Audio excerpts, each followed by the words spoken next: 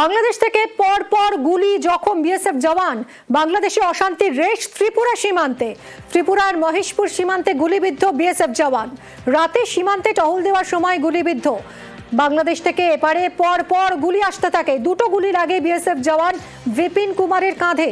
আশঙ্কাজনক অবস্থায় হাসপাতালে ভর্তি জওয়ান। ত্রিপুরার মহেশপুর সীমান্তে জারি হাই অ্যালার্ট।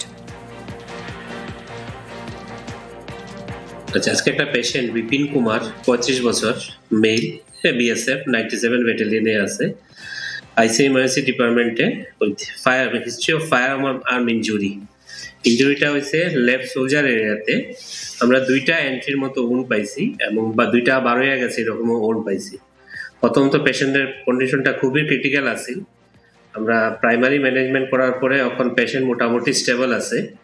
সিটি স্ক্যান করতে পাঠাইছি, সিটি স্ক্যান করিয়া এর বাকি ম্যানেজমেন্ট করার লাগে আমরা আগরতলা পাঠাই। আর মোস্ট প্রবলি ফায়ারিং এর এটা দুইটা এন্ট্রি, যেমন এটা গুলির এন্ট্রি।